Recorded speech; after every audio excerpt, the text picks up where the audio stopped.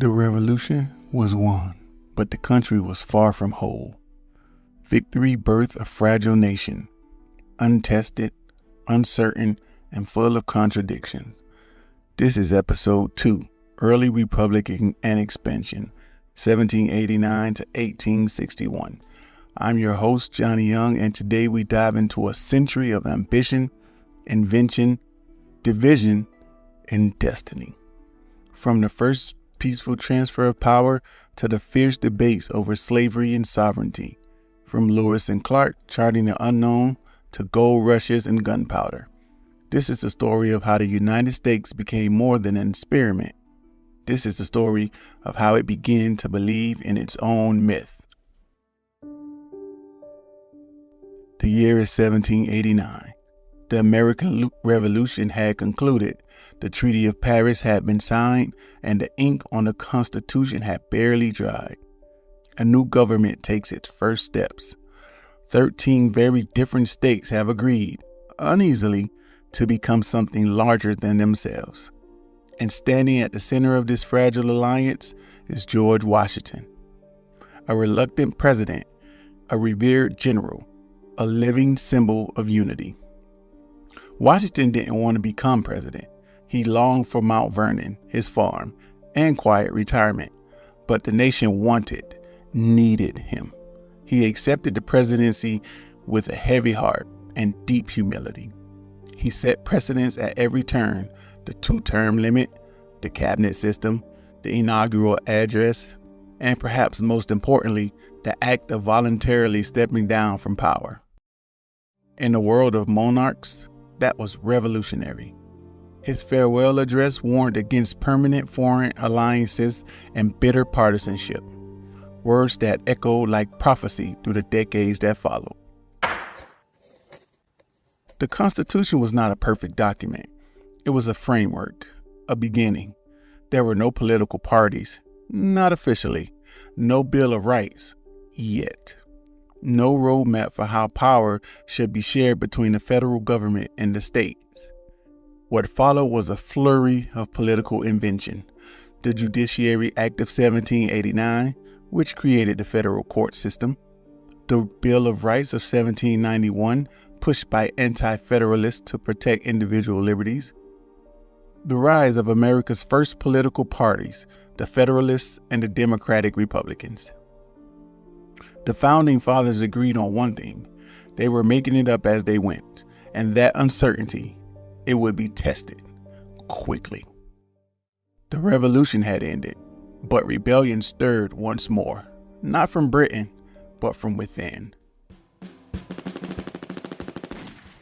In 1791, a tax on whiskey ignited more than economic resentment. It tested the very legitimacy of federal power. The Whiskey Rebellion wasn't just about spirits, it was about sovereignty. Small farmers in western Pennsylvania had long relied on distilling whiskeys as currency, a portable, valuable trade item in the cash-strapped frontier. Then came Alexander Hamilton's financial plan, and with it, taxation. Mobs formed, tax collectors were tarred and feathered, and federal buildings were threatened. Insurrection brewed. Alexander Hamilton was a brilliant mind forged in hardship, a war hero turned policy architect. Hamilton wanted a nation driven by industry, credit, and centralized strength. But his ideas clashed with those of Thomas Jefferson, who envisioned an agrarian, decentralized republic. The whiskey tax was Hamilton's visions, and it became Washington's dilemma. In 1794, President Washington personally led nearly 13,000 militia troops westward. It was the largest domestic military action under presidential command in U.S. history, and it worked. The rebels scattered, the republic held. But the nation's unity was still paper thin. When Washington stepped down, John Adams took the helm, and turbulence followed. Caught between Britain and France, Adams tried to maintain neutrality. At home, he signed the Alien and Sedition Acts, giving the government power to deport immigrants and jail critics. The Sedition Act made it illegal to speak out against the government. Opposition Newspapers were shut down. Protesters were arrested. It was a direct blow to the freedoms promised in the Bill of Rights, and it ignited fury. How could a revolution birthed in liberty now muzzle dissent? Then came the election of 1800. A bitter contest. Accusations flew like arrows. Both Adams and Jefferson were vilified in the press. And then something remarkable happened. Jefferson won. Adams stepped down. No coups, no assassinations, just a peaceful transfer of power, the first of its kind. Jefferson would now chart a course, one that would double the country's size and transform its purpose. 1803. The United States makes a move that stuns the world. A land deal with Napoleon Bonaparte himself doubles the size of the young nation overnight. The Louisiana Purchase. Over 800,000 square miles for $15 million. That's roughly 4 cents an acre. But this wasn't just real estate. It was a gamble, a declaration, a signal to the world the United States was just surviving. It was expanding, hungry, ambitious, and ready to carve a new identity across the continent. Third president of the United States, philosopher, slave owner, Jefferson was a man of contradictions. He preached limited government, yet used presidential power to broker the Louisiana deal without clear constitutional authority. He called it an act beyond the Constitution, but in service of the greater good. To him, expansion meant opportunity, land for small farmers, room for liberty to breathe. Yet, behind that vision stood a darker truth. This expansion came at someone else's cost. In 1804, Jefferson sent an expedition west. 2 men, Meriwether Lewis and William Clark, led the Corps of Discovery. Their mission: explore the new lands, map the rivers, document the wildlife, and find a water route to the Pacific. But their greatest asset wasn't a compass or a musket. It was a woman. Sacagawea, a teenage Shoshone woman. Sacagawea joined the expedition with her infant son strapped to her back. She translated, negotiated, and guided them across the vast wilderness. Her presence likely saved the Corps multiple times, not just from starvation or disorientation, but from being attacked. A young mother among armed men signaled peace, not war. They traversed mountains, rivers, and plains, charting a continent that to them was wild, but to indigenous nations was home. The journey took over 2 years. It was hailed as a success, and it marked the beginning of something irreversible. While Jefferson dreamed of an empire of liberty, others saw encroaching doom. Tecumseh, a Shawnee chief, recognized the growing threat to native lands. He called for a pan-indigenous unity, one voice, one resistance. But unity was elusive. Tribal divisions, U.S. pressure, and the internal strife unraveled the cause. In 1811, U.S. forces struck first at the Battle of Tippecanoe, led by Governor William Henry Harrison. Tecumseh's brother, known as the Prophet, was defeated. Tecumseh would later fall in battle during the War of 1812, a hero to his people and a symbol of what could have been.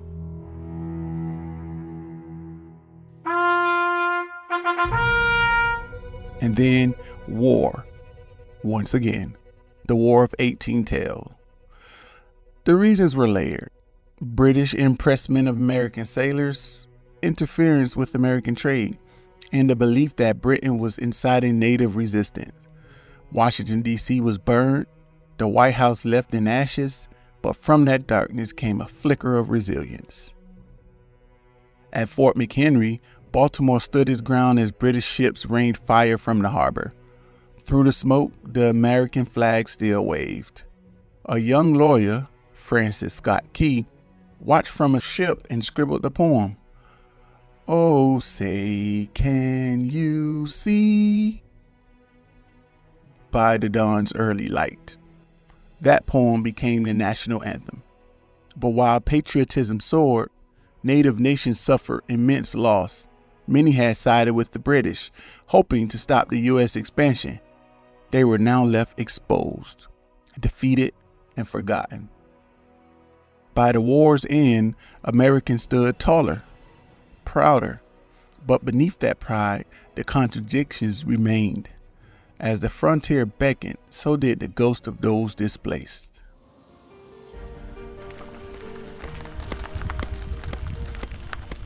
By the 1840s, the United States was no longer a struggling experiment. It was a booming, restless force, determined to reach from sea to shining sea, and it had a name for this obsession: manifest destiny. A phrase coined in 1845 by journalist John L. O'Sullivan, who declared it America's God-given right to expand across the North American continent. It's our manifest destiny to overspread and to possess the whole of the continent. But what did that destiny look like? It looked like wagon trains trudging across dust-blown plains, like treaties signed in good faith and broken in betrayal, like gold panned from rivers and blood spilled on its soil. From the 1830s through the 1860s, nearly 500,000 people set out across the Oregon Trail, chasing a better life. Most came from Missouri, bound for the green valleys of Oregon, 2,000 miles, on foot, by wagon, through deserts, rivers, and deadly mountain passes. Diseases like cholera and dysentery swept through camps. Children were buried in shallow graves along the road. Food ran out, axles snapped, snowstorms came early, and yet they pressed on. Because in the hearts of many settlers, the West was more than land. It was redemption, a second chance. But for others, the West was not a promise, it was loss. As the U.S. government expanded its borders, native nations faced a wave of removals, broken promises, and cultural erasure. Andrew Jackson, the general and the remover, war hero, populist president, and the architect of suffering. In 1830, Jackson signed the Indian Removal Act, which gave the federal government the power to relocate native tribes west of the Mississippi. What followed was a forced migration of staggering cruelty. Entire nations were uprooted: the Cherokee, Creek, Choctaw, Chickasaw, and Seminole. They marched on foot through mud, snow, and starvation. Between 1831 and 1850, over 100,000 Native Americans were removed from their ancestral lands. Thousands died from exposure, disease, and exhaustion. For the Cherokee, this journey became known as the Trail of Tears, a name that barely contains the grief it represents. And when the Supreme Court ruled in Worcester versus Georgia in 1832 that the Cherokee had a right to their land, Jackson reportedly said, "John Marshall has made his decision. Now let him enforce it." The law was ignored. The people were marched, and the nation continued forward, leaving justice behind. Then came gold. In 1848, at Sutter's Mill in California, James Marshall found glittering in the riverbed. Within months, the California gold rush exploded. By 1849, nearly 300,000 people surged into California: Americans, Mexicans, Chinese immigrants, freedmen, and fortune seekers of every tribe. Towns sprang up overnight. San Francisco ballooned, and beneath every gold pan was a shattered dream or a buried secret. The gold rush wasn't just about striking it rich. It led to the destruction of indigenous economies and food system, forced labor and massacres, environmental degradation, and racial violence against Chinese and Latin American miners. And yet, it accelerated the statehood for California. And with that came a new crisis. Would Cali enter the Union as a free state? James K. Polk may be one of the most consequential and least discussed president in the U.S. history. He promised to expand the U.S. border, and he did. He annexed Texas, negotiated the Oregon Territory with Britain, and launched the Mexican-American War. By the Treaty of Guadalupe Hidalgo in 1848, the U.S. gained vast new territories: California, Nevada, Utah, and parts of 7 more modern states. Over 500,000 square miles, added by war and diplomacy. But with every new acre came an old question: would slavery follow the flag? The idea of manifest destiny helped justify expansion, but it also masked racism, violence, cultural destruction, and political division. The myth was that expansion brought progress. The truth was more complicated. The nation had grown in size, wealth, and ambition, but it had also deepened its wounds, and those wounds were about to bleed. By the 1850s, the United States was bursting at the seams, not just from growth, but from contradiction. A nation founded on liberty, still shackled by slavery.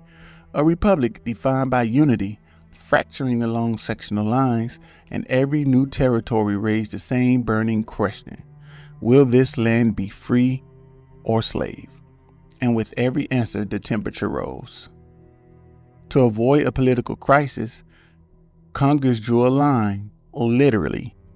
Slavery would be allowed in territories south of latitude 36 degrees and 30 minutes, or the southern border of Missouri and Arkansas, and banned to the north. Missouri entered the Union as a slave state. Maine came in as a free. The balance held, for now, but time and territory kept moving. In 1850, California, flushed with gold and people, requested statehood as a free state. Southerners protested. A delicate peace was brokered. The Compromise of 1850, California would enter as a free state. The slave trade, not slavery itself, would be abolished in Washington, D.C. A Fugitive Slave Act would be passed, requiring that runaway enslaved people be returned to their owners, even from free states. This law, the Fugitive Slave Act, outraged abolitionists. It empowered slave catchers, it turned northern citizens into unwilling enforcers, and it put free Black Americans at risk of being kidnapped and sold into slavery. In response, a quiet woman from Connecticut picked up her pen. In 1852, Harriet Beecher Stowe published Uncle Tom's Cabin, a novel that dramatized the brutality of slavery. It sold over 300,000 copies in its first year. It was banned in the South, and it turned hearts across the North. President Lincoln, upon meeting Stowe, allegedly said, "So you're the little lady who started this great war." But the fractures weren't just cultural, they turned violent. The Kansas-Nebraska Act opened new territories to popular sovereignty, letting settlers vote on whether to allow slavery. What followed was a bloodbath. Pro-slavery and anti-slavery factions flooded Kansas. There were raids, murders, entire towns burned. Newspapers called it Bleeding Kansas, and it was exactly that. Out of the flames rose a man named John Brown. Brown believed slavery was not just wrong, it was a sin. And like sin, it could only be purged in blood. In 1859, he led a daring and doomed raid on the federal armory of Harper's Ferry, hoping to spark a mass slave uprising. He was captured, tried, and hanged. To the south, he was a terrorist. To the north, a martyr. His execution echoed like a warning bell across the country. The man born into slavery, Dred Scott, sued for his freedom after living in a free state. The Supreme Court ruled against him, but went further. In a sweeping decision, Chief Justice Roger Taney declared that Black Americans were not citizens and could never be. The ruling struck down the Missouri Compromise as unconstitutional. It opened all territories to slavery. It shook the nation. And Frederick Douglass wrote, "This infamous decision maintains that slaves are property, that the black man has no rights the white man is bound to respect." And then came the final spark. The election of 1860. A nation splits at the ballot box. The Republican Party, formed just a few years earlier to oppose the spread of slavery, nominated Abraham Lincoln. He won the presidency. He didn't win a single southern state. The South saw it as proof the North would dominate. Their way of life was threatened. South Carolina seceded first, then Mississippi, then Florida, Alabama, Georgia, Louisiana, and Texas. By February 1861, the Confederate States of America was formed, and in April, at Fort Sumter, the first shots were fired. The dream of a perfect union, born in revolution and fueled by ambition, had unraveled. The contradictions left unresolved, liberty and slavery, union and disunion, justice and injustice, were now engulfing the country in fire. But from this darkness would rise a reckoning. In our next episode, we enter the crucible of the Civil War, a struggle that would decide the very meaning of America. If you enjoyed today's episode, don't forget to follow, leave a review, and share the podcast with others who love history and global stories. Got a correction, a suggestion, or a country you'd like featured? Reach out. I'd love to hear from you. Until next time, stay curious, and remember, every nation has a story worth telling.